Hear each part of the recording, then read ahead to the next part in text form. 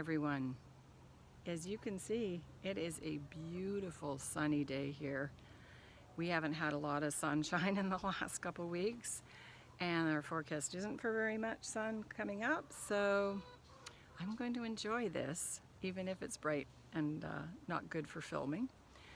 And I'm going to take a little wander down around the garden, mostly because we are less than a week away from heading back to the city and closing up the farm for the year.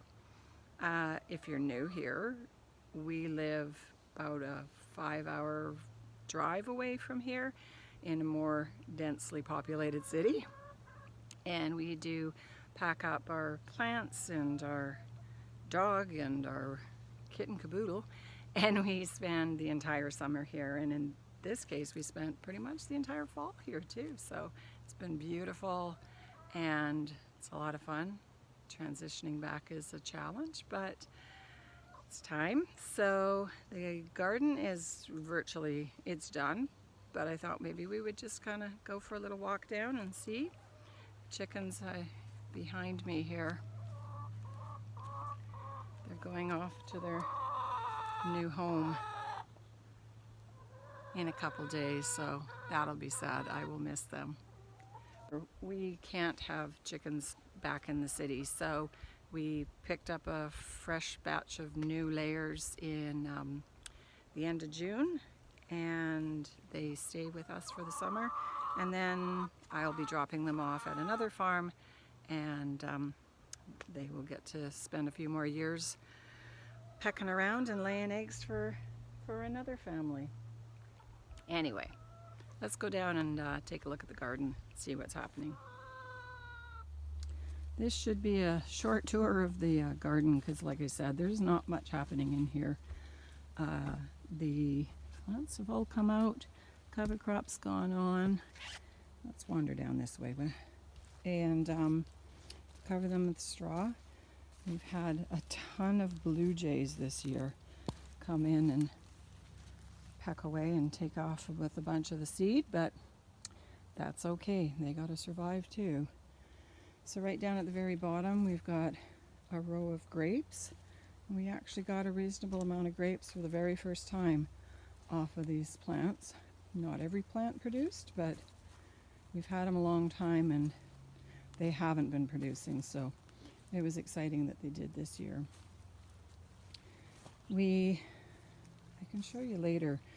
We had grapes in a completely different area of the property and they never did produce, so that's why when we moved these ones down here 2 years ago and they started to actually put on grapes, we were very encouraged. Anyway, so 4 more plants from the original location got moved down the other day, and we'll see how they do. But basically, this is what all the beds look like. They're just turned over, and cover crop of rye, an annual rye, a vetch, and a field pea gets spread out, and then some straw over the top just to protect them a bit. And then there's 2 big long, these are 25-foot beds down here. I would tell you how long these ones are, but I honestly don't know. They're less than 25 feet. Anyway, up here, the whole garden is on a really significant slope.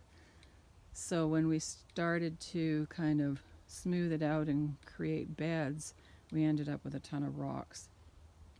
And that worked out great because the rocks act more or less as little retaining walls. The only thing is that the weeds come through them and try to push some of the rocks out. So in some areas I've gone through and put kind of a weed barrier behind it. Others I haven't yet. It's a big job. So anyway, up here everything's been cleaned up, but the middle row we still have a lot of greens growing and we are still eating them. So the carrots will overwinter. We have arugula and pak choy and kale And there's a whole bunch of dill trying to pop up. And there's beets and there's turnips. So we'll pull out the turnips and take them home with us. We'll leave the carrots and we'll leave the kale and just sort of mulch them up a bit, and they should actually overwinter. Compost pile was super tall, heaped right up, and for about 4 or 5 days I brought the chickens in and let them hang out in that area. They were just in their glory, and they turned everything over and took off all the leaves, and of course they fertilized while they were busy in there. So it's we're going to do another little pitchfork turning over before we go home, and we should have some nice compost for next year. Still got marigolds that are hanging in there, and we've still got nasturtiums hanging in there. So it's kind of a crazy year. That right there is the box where the charger and the batteries for the electric fence are. I've got another video I can link up above that talks about how our electric fence system works, but this is where we had the hoop house, and inside we had all tomatoes, and the very front row was all peppers. So again, while the cover was on it, I closed off each end and I brought the chickens in and just let them go through, and they weeded and they took leaves off and they aerated the soil and they fertilized the soil and did a great job. So it took me about maybe 20 minutes to smooth it out and get all of the dirt from the pathway back up onto the beds. But it was really fun to see how much work they were able to do for me.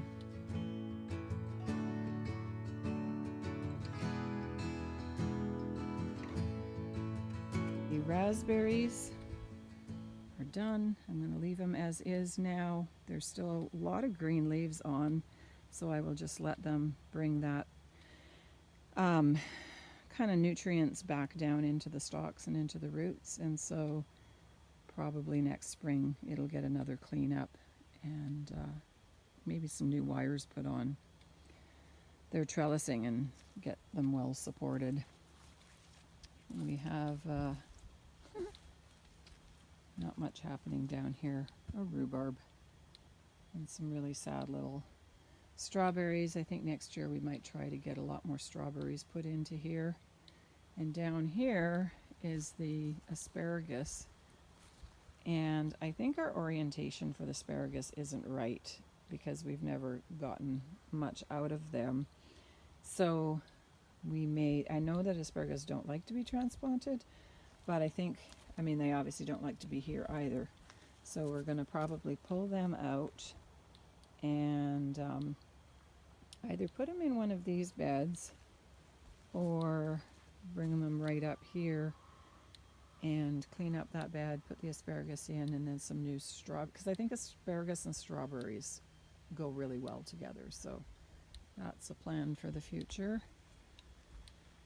Tobacco is supposed to be completely losing its leaves by now, and if you were to utilize the tobacco, you would want those leaves to all be turning yellow and brown before you pull them off. But we're at October 23rd and they're still not done. So anyway, we don't smoke the tobacco, and we will just leave the plants, let them die on their own. We did take off a bunch of the flowers on top and harvested a bunch of the seed. So that's it. It's not very exciting or pretty, but it is what the end of a season looks like. And like I said, for us, we need to have everything completely cleaned up and then ready to endure the winter, because we'll be back in the winter time for a couple weeks. But this is our last chance to really get everything set up for winter. So the chickens will go off to their winter home, and the garden is done. Very, very little cleanup left to do before we go. the next job on the list is to put some mulch around the fruit trees. So the orchard is the next place that needs some attention. So let's go down and see what's happening there. Okay, so the orchard, it's a fairly new orchard, so young orchards don't produce a whole lot, but it generally produces a lot of really tall weeds and thick weeds. So this year we've brought the chickens in and given them this space for much of each day, and they've done a really, really good job of thinning out some of the weeds and just keeping it really low. Otherwise, normally we would have to come in with a mower or a weed eater and try and control it, but chickens have done a good job of that, and they've also contributed some fertilizer to the space. So now what we've done is gone through and added a bunch of mulch. Mostly what this is the well composted straw and chicken manure from their run, and then some leaves. Underneath each of the bushes while the chickens were in here, we laid down this snow fencing because they weren't content with just eating weeds. They liked to scratch up the base of the trees. So 2 of them we're leaving that fencing in for now. We'll take it out next spring, but the rest of the trees are all nicely covered. Their roots anyway are nicely covered with some mulch. And that's just an empty little tripod. We've got brand new elderberries in here, and so those will get protected. And we've got hascaps. So what usually happens is that the snow doesn't just fall kind of gently on the bushes. It has a way of coming down heavy and wet, and then piling up and thawing and piling up some more, and it will push over the branches and break a lot of them. So particularly the hascaps struggle with the winter snow load. So that's where we're putting these little teepees around them, just to try and protect their little branches a bit. There's another apple tree, all mulched up. So there's 3 hascap bushes. Kind of hard to see them in there, but, and then there's also 2 jostaberries, and same thing is that some of their branches really take a beating by the snow, so wrapping them up seems to help.